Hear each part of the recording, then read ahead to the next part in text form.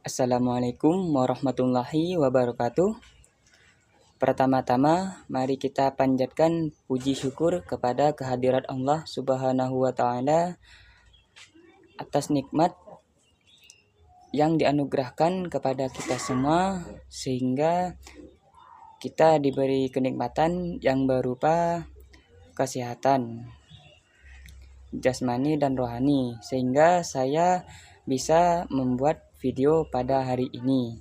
Dan untuk yang kedua kalinya, tak lupa juga sholawat serta salam kita curahkan kepada Nabi besar kita, Nabi Muhammad SAW, yang mana telah membawa kita dari alam kegelapan sampai ke alam yang terang benderang seperti saat ini.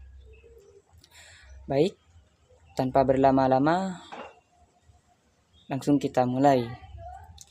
Saya di sini akan menjelaskan tentang materi bab 2, yakni tentang hubungan ilmu politik dan ilmu sosial, di mana ada beberapa faktor dalam hubungan ilmu politik dan ilmu sosial.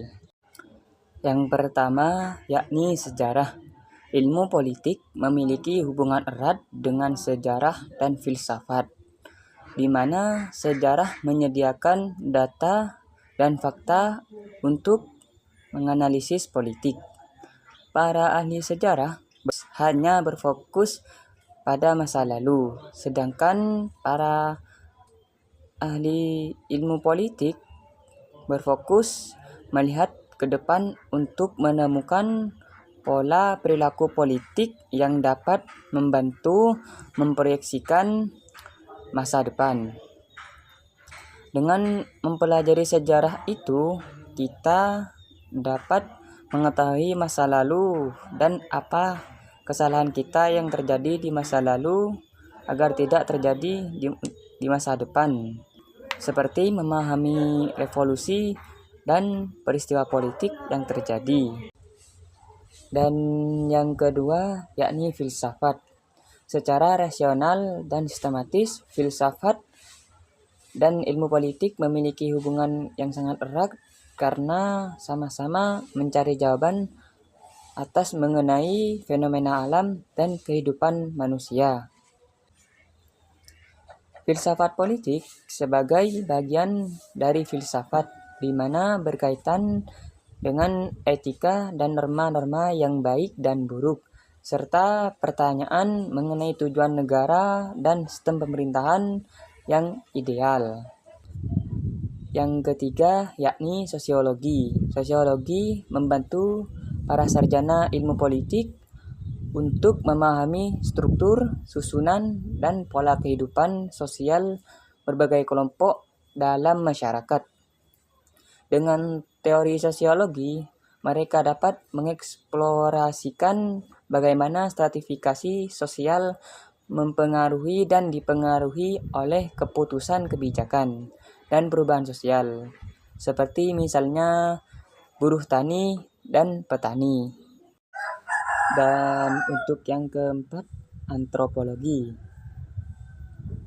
Kalau sosiologi menganalisis tentang kehidupan sosial secara umum, lain halnya dengan antropologi yang lebih berfokus hanya pada posisi dan peran-peran unit sosial budaya yang lebih kecil dan sederhana. Antropologi tidak hanya berkontribusi pada teori dengan menggambarkan struktur sosial yang beragam, tetapi juga mengaruhi metodologi penelitian. Dan untuk yang kelima, yakni ekonomi. Pada masa lalu, ilmu ekonomi dan politik sama-sama bertujuan untuk meningkatkan kekuatan negara dalam menghadapi para pesaingnya. Ilmu ekonomi modern atau yang sekarang kini digunakan untuk menganalisis perhitungan sumber daya yang langka. Selain itu, ilmu ekonomi juga bersifat case oriented, Dan untuk yang keenam atau yang terakhir, yakni psikologi sosial. Psikologi sosial adalah cabang psikolog yang mempelajari tentang interaksi antara individu dan masyarakat, terutama untuk terlibat dalam kelompok. Psikologi sosial berupaya menghubungkan dua bidang ini, yakni ilmu politik dan psikologi sosial, sehingga dapat menganalisis lebih dalam dengan memperhatikan makro dan mikronya. Sekian penjelasan dari saya. Mohon maaf bila ada kesalahan kata dalam berbicara. Wassalamualaikum warahmatullahi wabarakatuh.